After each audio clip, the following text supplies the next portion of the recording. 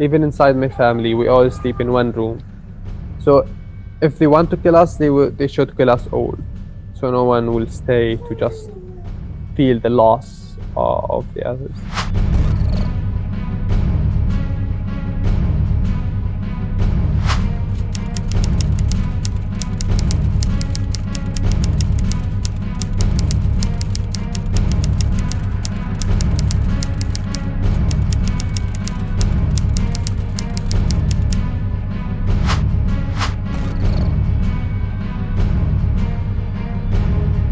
I've lived four Israeli major aggressions against Gaza in 2008, 2012, 2014, and now in 2021. And this is nothing new for me, even though it's still horrifying, it's nothing new. But for kids who didn't live these events before, it's new. In a way, they're not capable to realize what's going on.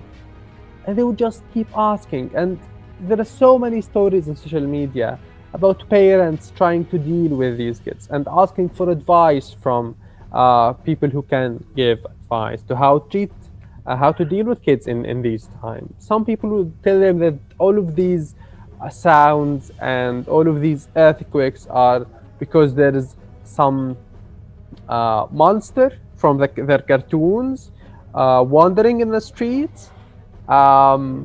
They would tell them that these are fireworks.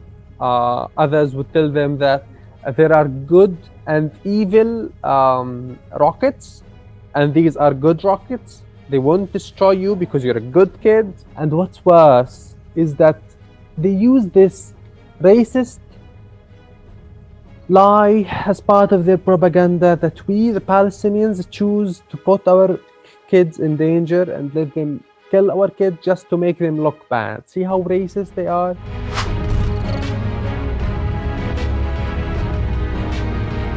There is no place to hide here in Gaza. My relatives from the eastern side, Shuja'iyya neighborhood, came here to us in the western side of the city because it's supposedly safer or something here in the west. But what actually happened is that their house in the eastern side is just partially damaged, slightly damaged, but here in our street, so many houses were completely damaged.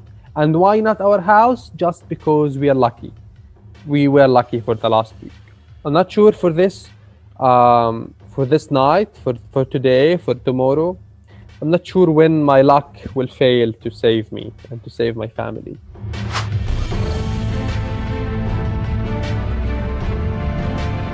You know, there is this place, Shifa complex, Shifa hospital. It's the biggest hospital in Gaza. It's not that big, but in Gaza, in the Gaza Strip, it's the biggest hospital here. And whenever they destroy a building or something, and then the firefighters and the ambulances go there to rescue who are still alive there, they would just transfer them. They would just send them to the Shifa complex. So guess what they did? They destroyed the streets that reach the hospital. So they destroy the roads, the streets, to prevent the ambulances from reaching the families under the rubble and from sending them to the hospitals.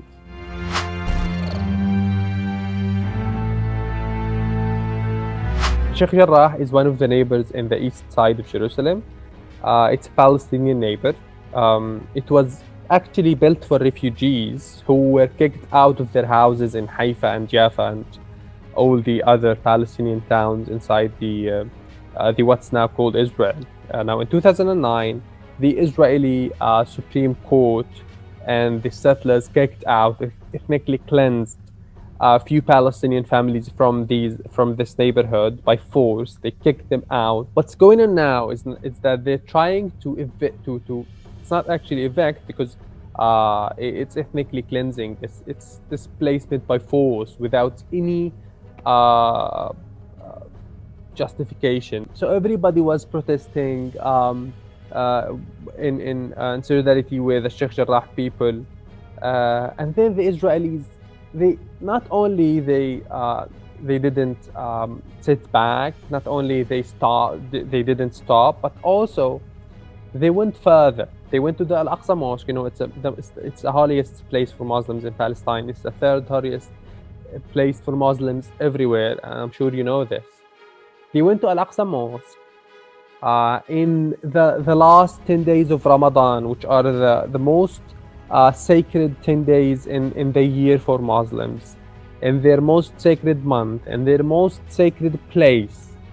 And they went there and started shooting at the worshippers, started shooting them, injuring them, kicking them, with all the gas and the rubber bullets, and preventing them from entering, from reaching to the mosque. And by the way, we're talking about the worshippers. We're only talking about the people of Jerusalem, and some few people who are allowed from some areas from the West Bank. But for me, I'm a Palestinian in Gaza. I cannot reach Al-Aqsa Mosque. I'm not saying I cannot reach Al-Aqsa Mosque this year or this month. I cannot reach Al-Aqsa Mosque. Like never. Not me, not any of my family. I cannot reach anywhere other than Gaza because Gaza is under siege. It's really hard to get out. Only you have to have a very big reason, like you're about to die or something. And even then, it's not easy. They won't allow it.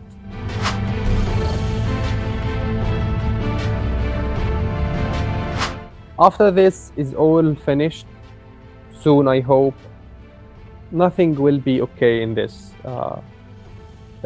place in Gaza, because everything is destroyed. Almost everything. So many high building towers were completely destroyed. I'm sure you heard the news. Al-Jala Tower, Al-Jawhar Tower, Hanadi Tower.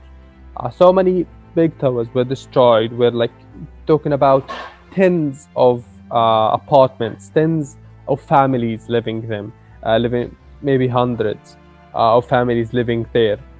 They were again displaced, forcibly displaced out of.